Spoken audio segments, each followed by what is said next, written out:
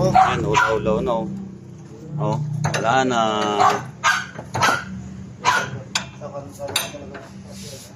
Yun oh, okay na. Ayan, ayan. Ayan, dapat ganyan siya katigas. Ayan. 1-0. Ito yung saksi. Ayan eh. Ay, naglag na. Ayan, yun ang katigas. Ayos. Ayun. Yan na ba 2020-13. Yan, bali DIY tayo mga idol. Bali tayo ng tie rod end saka rack end. You know, kasi nung nagpalit ako ng gulong sa harap, ipapalain ko siya sana siya. Maring gulong gamit ko GT. Yan, radial. Ipapalain ko siya sana kasi yung unang gulong ito, tabing yung kain. Nagwala pa siya yung pay sa loob pero sa labas makapal pa. Ayun, ipapalain ko siya. Yung sabi ng kwan, ng alignment, malaki na daw play ng rack head. Yan o, yan o. No. Nakasik bali ng kwan siya, naka jack yan. Hindi taas gamit natin. Yan. Kung alugin nyo, ganyan malaman yung sirat ng kwan. You know. Yan. Pag inaalog nyo gumagalaw, yan. Sabihin sira yan. Kaya nagbumili tayo sa yan, 555 gamit natin. Yung kabila na palitan natin. Yan. Bali na, mabot na ako dito ng 3.1. 3110. Yan, dalawa na to, tie rod end, nakarakan na. Uy! Super madali naman siya palitan. May ito sinayot natin. 17. Yan, 17. Then, 14. Jack. Slice. Long nose. Para doon sa loob. Yung pang-clip doon sa, yan, rubber boot sa loob. Long nose ginamit ko doon eh. Flat screw, pag pagbalik, long nose na. Sabay knock po pala siya. Matigas naman, super good naman. Hindi siya kakanas. Yan, plier. Yan, tanggalin natin yung gulong. Tanggal natin yung gulong gamit yung sakit na 21. Bali yan, nilagay yung gulong. Para kung once na lock, mabumigay yung shock natin. Sakali ba, hindi man natin mukha noon. Yan, gulong isa sa loob. Para hindi kami ipit dito kung sakaling bumigay yung jack natin. Hindi naman bibigay yan. Parang for fun lang. For safety lang yan. Para yung tagalin natin. Yan. Tapos dito. Tapos yung sa rack end. Bali, gamit natin doon yabi tubo. Yan. Wala ako lang dito magawa kaya tanggal video lang ako. Pero madali naman siya gawin. Tapos dito, balik lang sa atin sa dati. Tapos alignment lang. Ang tanggalin natin sa circuit. Para matulagan yung kasama naman ito, bago. Yung isang bago yan yung then, bago natin itong 17. Ano?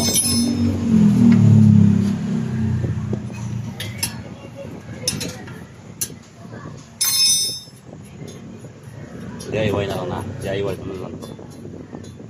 Ang sakan ko. And then, okay na, diba? Wala naman tayong toss ito pang press dito sa mga bolt yun. Ito po natin to. Ayos na, diba? Diba, law-law na. Yan, gumagalaw-galaw. Yun ang ilay lang gumagalaw-galaw. Kapag matigas mamaya. Ito para maluwagan ito yung 22.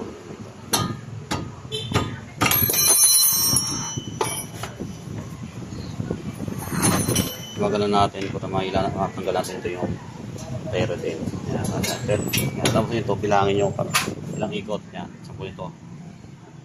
1, 2, 3, 4, 5, 6, 7, 8, 9, 10, 11, 12, 13. Guys, sabi na 13 din. Yan, then pwede mo ito tanggalin.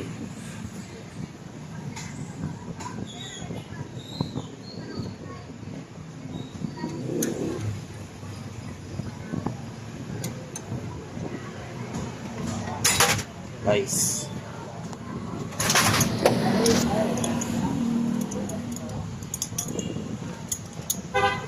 bigyan ito.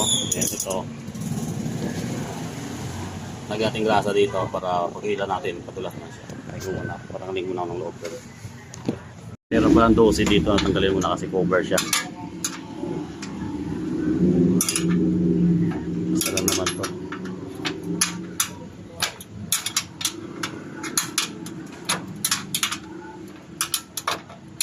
Una pa.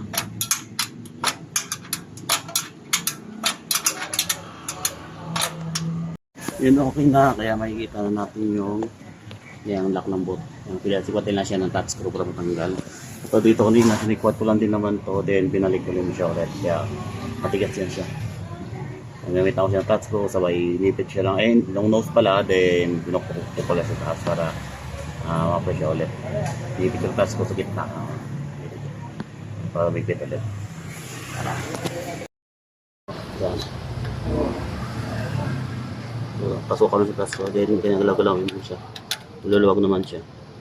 Huwag naman siya doon kasi babalik pa natin yun. Ito siya, diba? Pwede natin light. Yan. Pag nila natin, ito yung medyo matigas dito tanggalin. Yan. Balik nyo muna siya sa loob.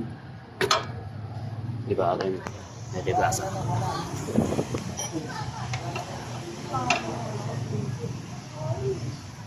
Pangila. Ito lang. Ayos. Diba? Law, no?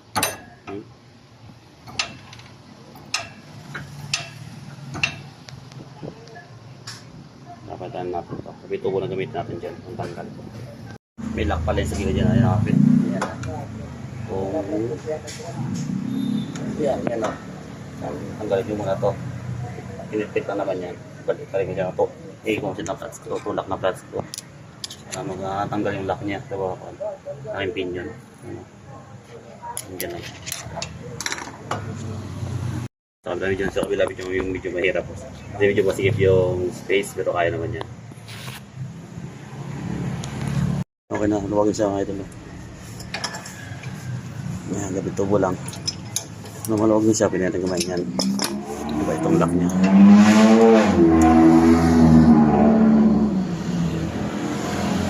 Yung may bago naman dyan, may kasama naman pamalit.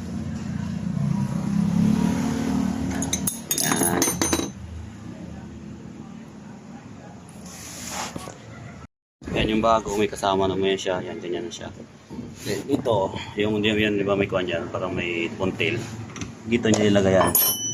Yan, pag may-release yan, dyan. Dito ilagay yan.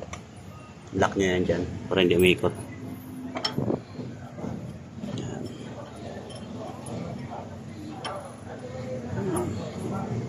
Ganyan na muna yan. Yan, ikotin nyo. Dapat yan.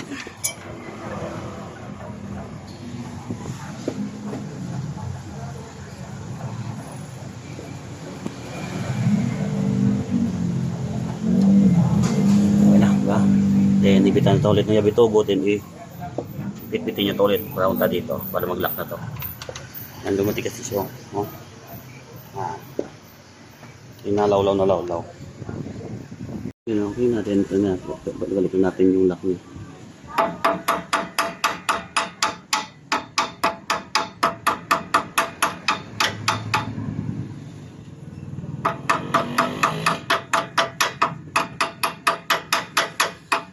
Lang ko po sa tumama. Balik. Niluro ko tinalik. Yan, sa kabila mo pwede po natin. Ito sa kabila po kaya. Pwede natin to. Yan, rubber bolt niya. Yan. Eh, no, may ipihit nyo lang bandang gitna para may balik to yung rubber bolt dun sa kanya. Kasi medyo mahirap kabila ilak pag ganyan.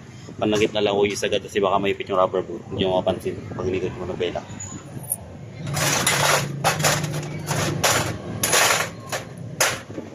Lock. Natin yung nut. Okay.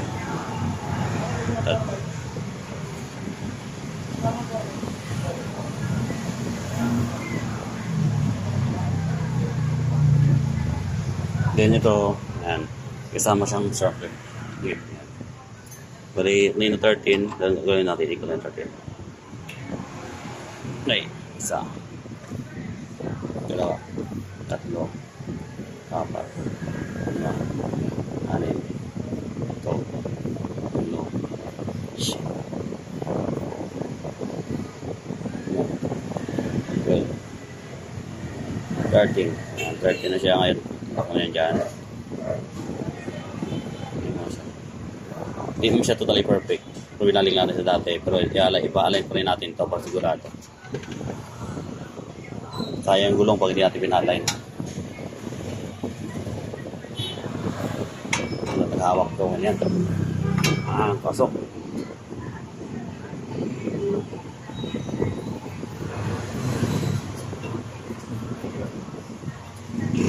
Hindi ng 17. Yan, ganyan lang. Bago. Tingnan natin sa loob. Sit. Okay, hindi lang kayo nakadit. Okay.